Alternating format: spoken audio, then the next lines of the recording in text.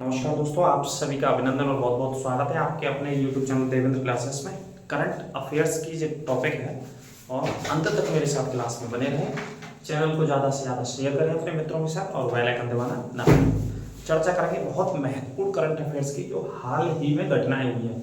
मई और जून 2 महीने की करंट अफेयर्स के पॉइंट मैंने इस क्लास में लिए। पूरे इत्मीनान और धैर्य से नोट करें। यदि साफ आपको नहीं दिख रहा है तो आप क्वालिटी सेटिंग में जाकर के एडवांस सेटिंग में जाकर के क्वालिटी बढ़ा करके क्लास को देखें, ठीक है। तो अंत तक मेरे साथ वीडियो में बने रहें। पहला पॉइंट देखिए करंट अफेयर्स का, क्योंकि एग्जाम में सबसे इंपॉर्टेंट चीज क्या है, जो यहाँ से मार्क्स आप गेन करेंगे सबसे ज्यादा, चाहे पुलिस का हो, चाहे आरपीएफ का हो, चाहे वनडे एग्जाम कोई भी हो, करंट अफेयर्स का बहुत महत्वपूर्ण योगदान है। इवन समीक्षा अधिकारी तक का एग्जाम्स हुआ है ना।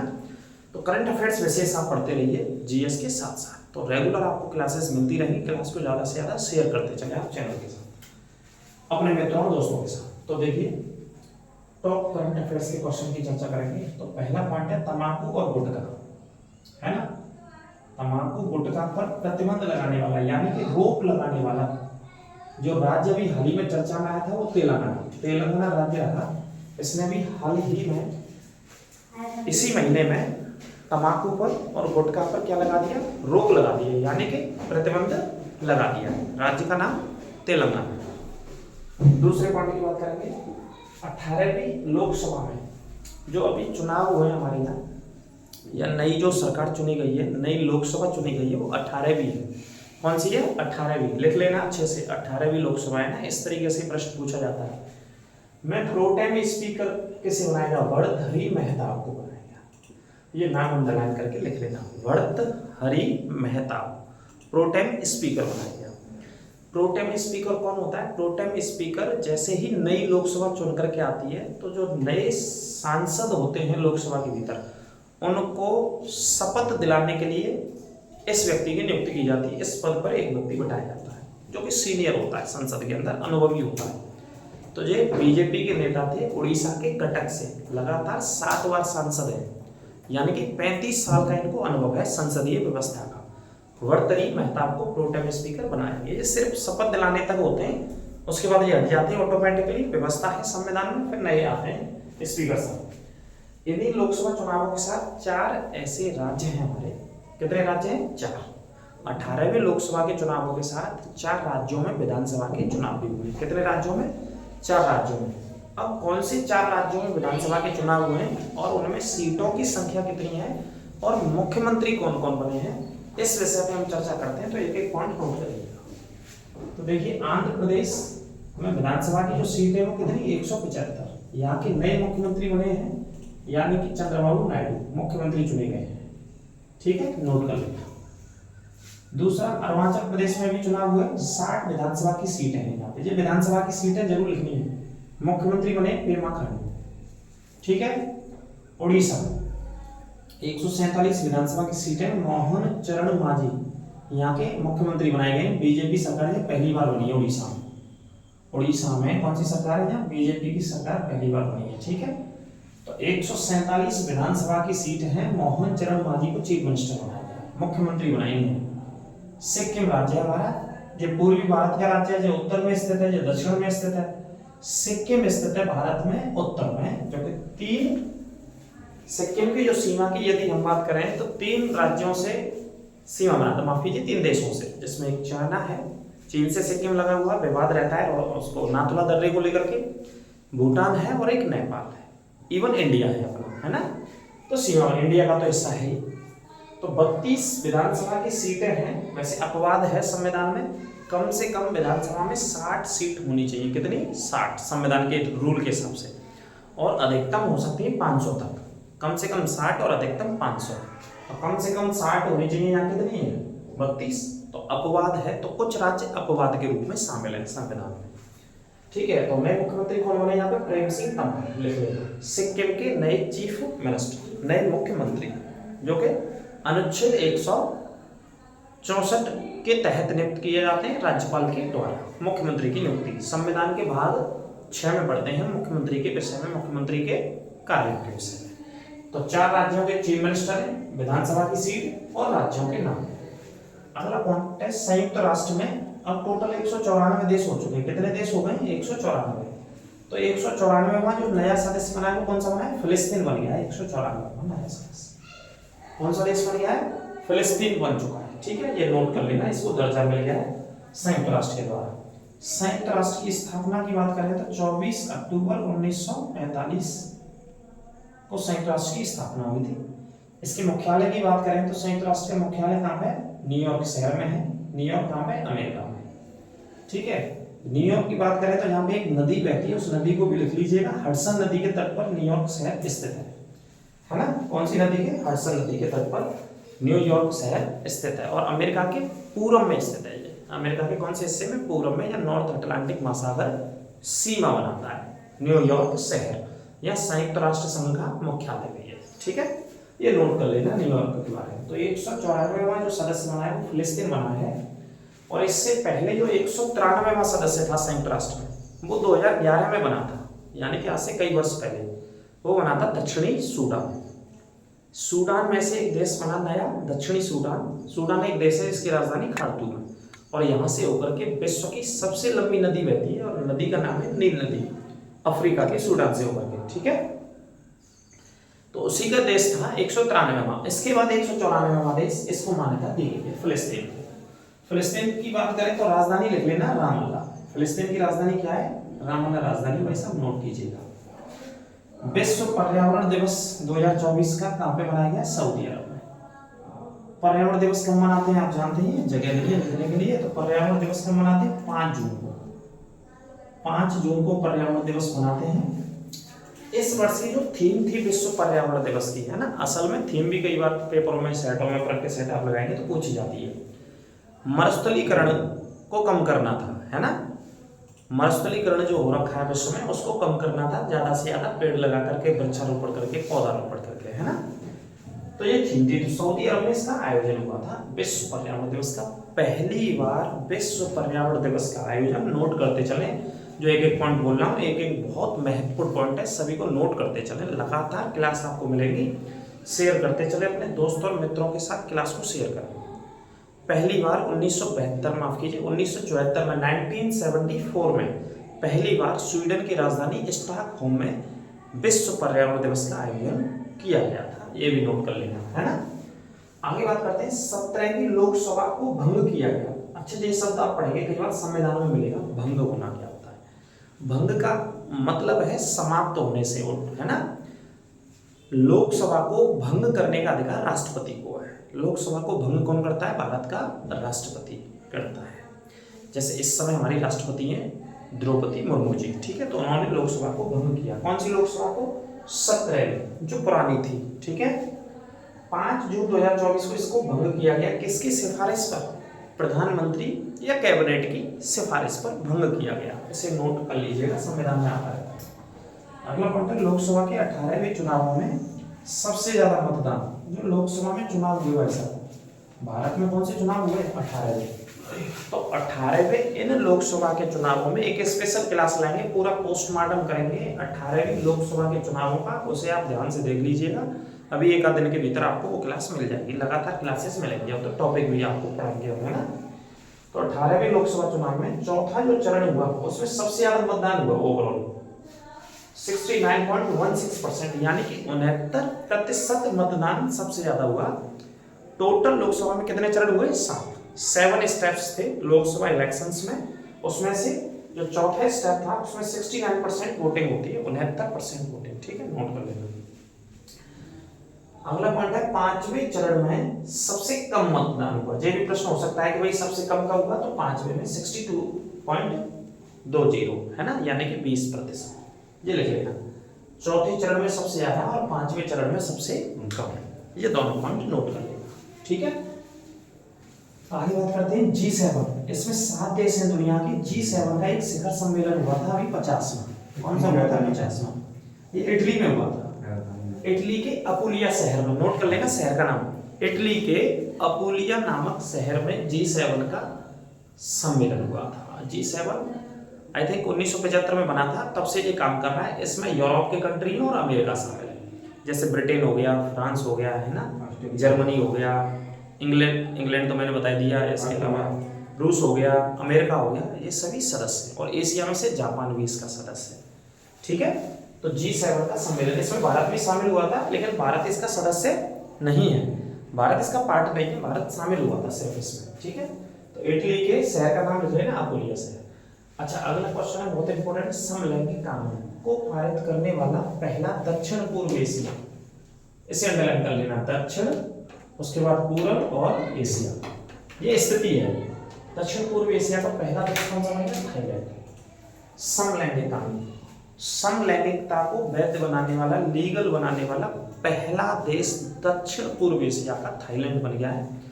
यानी कि सरल शब्दों में या आप समझेंगे इसे, तो समलैंगिकता का मतलब है कि पुरुष पुरुष से और महिला महिला से, यानी कि लड़की लड़की से, समान जेंडर के जो व्यक्ति हैं समलैंगिकता के विषय में शादियां कर सकते हैं। तो ये रूल बना दिया है थाईलैंड। थाईलैंड की राजधानी बैंकॉक है। थाईलैंड विश्व में सबसे ज्यादा रबड़ का उत्पादन करता है। थाईलैंड की जो स्थिति है वो भूमध्य रेखा के पास है, इससे इसके नजदीक होकर के विषुवत रेखा जा रही है। तो विषुवत रेखा के प्रभाव की वजह से वहां पर जो जलवायु रहती है, जो तापमान रहता है, वो उसके लिए अनुकूल तापमान रहता है इस फसल के लिए। कौन सी फसल? रबड़। तो रबड़ का सर्वाधिक उत्पादन थाईलैंड और दूसरे स्थान पर इंडोनेशिया करता है विश्व में। इंडोनेशिया और थाईलैंड दोनों आपस में हालांकि बहुत सारी किलोमीटर की दूरी पे, लेकिन भूमध्य रेखा के आसपास ही इन देशों को विश्व में पढ़ा जाता है, ठीक है, नोट कर लेना। और राजधानी है थाईलैंड की बैंकॉक। और थाईलैंड का एक शहर है जिसका नाम है पताया, और पताया में विश्व प्रसिद्ध होती है मसाज, ठीक है। कभी मौका लगे, नौकरी लग जाए तो आप एक बार थाईलैंड अवश्य जाए ट्रैवल करने के लिए। अगले पॉइंट की बात करेंगे, विश्व का पहला देश जिसने, देखो विश्व का पहला देश, जहां पहले देश की बात कर रहे हैं, बहुत महत्वपूर्ण अपने आप में, जिसने कानून बनाया है, गर्भपात कानून बना दिया है। कौन सा देश बन गया विश्व का पहला देश जिसने ये कानून बना दिया? फ्रांस। कौन सा देश है? फ्रांस। और फ्रांस की राजधानी क्या है? पेरिस। फ्रांस की राजधानी पेरिस है। और पेरिस में 2024 के होने वाले हैं ओलंपिक गेम्स। कौन से खेल होंगे यहाँ पे? अभी ओलंपिक खेल होंगे, जिन खेलों को क्या बोलते हैं भैया? ग्रीष्मकालीन ओलंपिक। कौन से कालीन? ग्रीष्म, यानी कि गर्मियों के समय में होंगे ओलंपिक, है ना, ग्रीष्मकालीन ओलंपिक कब है? फ्रांस में। आगे बात करेंगे, ईरान के राष्ट्रपति, इसकी राजधानी पेरिस है और सीन नदी बहती है राजधानी में, ये भी नोट कर लेना। ईरान के राष्ट्रपति, अभी हाल ही में एक हेलीकॉप्टर दुर्घटना में निधन हो गया ईरान के राष्ट्रपति का, हेलीकॉप्टर दुर्घटना, ये हेलीकॉप्टर लिखा है, नोट कर लेना, निधन हो गया, इनका नाम लिख लेना, इब्राहिम रईसी। कब हो गया? 19 मई को मेरे ख्याल से इनका निधन हो गया था, डेट चाहो तो लिख लेना, 19 मई 2024। He was shot dead by the helicopter incident, ठीक है। हेलीकॉप्टर दुर्घटना में ईरान के राष्ट्रपति, ईरान की राजधानी क्या है? तेहरान, और नाम इब्राहिम रईसी, 19 मई 2024, नोट कर लेना। आगे बात करेंगे, 18वीं लोकसभा का पहला जो सत्र चला, जो नई लोकसभा चुन करके आई, नए सांसद चुन करके आए, उनका पहला सत्र शुरू हुआ 24 जून से, कब तक चलेगा? 3 जुलाई तक। आज हो गई 1 जुलाई, 2 दिन और चलेगा, 3 जुलाई को हो जाएगा समाप्त। पहला सत्र है ये लोकसभा का। आगे बात करेंगे, उत्तर प्रदेश सरकार, जो उत्तर प्रदेश की बात करते हैं, इसके मुखिया होते हैं जो कमांडर होते हैं, एक तरीके से पूरे उत्तर प्रदेश को चलाने वाला व्यक्ति होता है, ये IAS अधिकारी होते हैं, सीनियर IAS अधिकारी, यानी कि भारतीय प्रशासनिक सेवा के अधिकारी होते हैं, सीनियर। तो नए मुख्य सचिव अपॉइंट करें उत्तर प्रदेश सरकार ने मनोज कुमार सिंह को मुख्य सचिव। इस पद पर अभी तक थे दुर्गा शंकर मिश्र थे। कौन थे? दुर्गा शंकर मिश्र, वो हो गए रिटायर। उनके बाद मनोज कुमार सिंह मुख्य सचिव। सीनियर कौन होते हैं? IAS officer. अगला पॉइंट है, तीसरी बार राष्ट्रीय सुरक्षा सलाहकार अजीत डोभाल को बनाया गया। तीसरी बार किससे बनाया गया? अजीत डोभाल साहब को तीसरी बार लगातार। इंग्लिश में NSA, नेशनल सिक्योरिटी एडवाइजर बोलते हैं अजीत डोभाल साहब। ये सुरक्षा को देखते हैं हमारे यहाँ, अजीत डोभाल साहब, है ना। आगरा कॉलेज, आगरा उत्तर प्रदेश के आगरा शहर में आगरा कॉलेज आगरा है, वहां से इन्होंने शिक्षा प्राप्त करी अजीत डोभाल साहब ने, जो भारत के इस समय राष्ट्रीय सुरक्षा सलाहकार। नोट करते हैं। हास्य गैस, ये जीके का क्वेश्चन आ गया बीच में, साइंस का क्वेश्चन। हास्य गैस कौन सी गैस को कहते हैं? हंसाने वाली गैस या लाफिंग गैस करके क्वेश्चन आता है। हंसाने वाली गैस या लाफिंग गैस किसे कहा जाता है? तो आंसर है किसे कहा जाता है, नाइट्रस ऑक्साइड को। और अभी हाल ही में अमेरिका में शोध हुआ है, ये रिसर्च हुआ अमेरिका के भीतर कि जो वैश्विक तापमान बढ़ रहा है हमारा, जैसे इंग्लिश में बोलते हैं ग्लोबल वार्मिंग, लगातार टेम्परेचर बढ़ रहा है। अभी आपने गर्मी देखी होगी, किन हालातों की गर्मी पड़ी है, और अभी भी लगातार गर्मी पड़ी रही है। मई से जून की जो गर्मी रही है उसने वर्ल्ड रिकॉर्ड बना दिया, विश्व रिकॉर्ड, यानी कि अभी तक इतनी तेज गर्मी नहीं पड़ी है। विश्व भर की बात करें, पूरे विश्व में ऐसी गर्मी पड़ी है, ये नहीं इंडिया में पड़ी है, पूरी दुनिया में गर्मी इस तरीके की है। ठीक है, व्यक्तियों से लेकर के, जानवरों से लेकर के, पक्षियों से लेकर के, गर्मी की वजह से पता नहीं हजारों की संख्या में मारे गए। ठीक है, इतनी तेज गर्मी थी। तो लगातार तापमान बढ़ रहा है, हमारे वायुमंडल का टेम्परेचर बढ़ रहा है। उसका रीजन क्या है, उसमें कौन सी गैस काम कर रही है सबसे ज्यादा? ठीक है, जो वायुमंडल के टेम्परेचर को लगातार बढ़ा रही है।